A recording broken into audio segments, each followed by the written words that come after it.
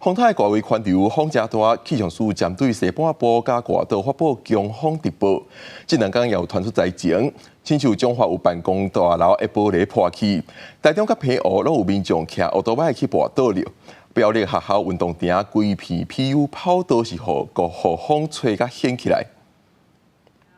玻璃伫566下半天悬海来海去，涂骹的车路有几涂骹的碎玻璃。风台外围环流带来强风，彰化市中山路一栋商办大楼的玻璃，二是中昼好亲像叫强风吹落去。这个公司一个员工落楼有封锁线的时阵，互一直落来的玻璃击到头甲骹，当场血插插地，随后送去急救。6楼跟5楼伊的那个玻璃就是风太大，把它吹到破掉。现在嘛，搁一地底下咧海呢。 中部23就开始透强风，彰化外海新港乡23有一个邮差工作时阵经过美港公路，因为透强风跋倒，大收货款的袋仔煞叫风吹去，内底有4000外，嘛放风吹，到尾敢若吹转啊2000块，赶紧报警求协助。邮局是讲会家己吸收。我们这边因为天灾它是不可抗力的，那我们彰化大局长说这边会有我们局方自行吸收，所以不会去危害到同仁的权益。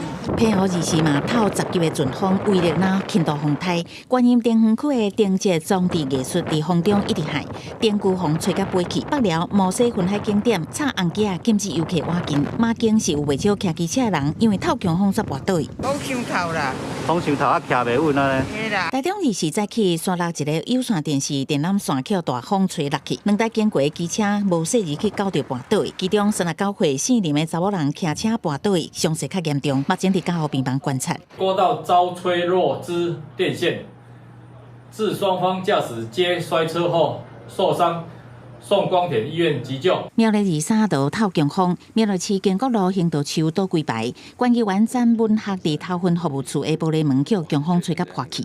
德南镇大东高中运动场 PU 跑道，互强风掀几10公尺，原定举行的运动比赛紧急喊停。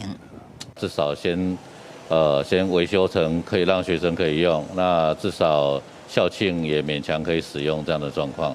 学校是讲已经有甲县政府报销，好在再无师生受伤，后续会争取经费改建，赶紧互学生囡仔有一个安全运动的场所。记者综合报道。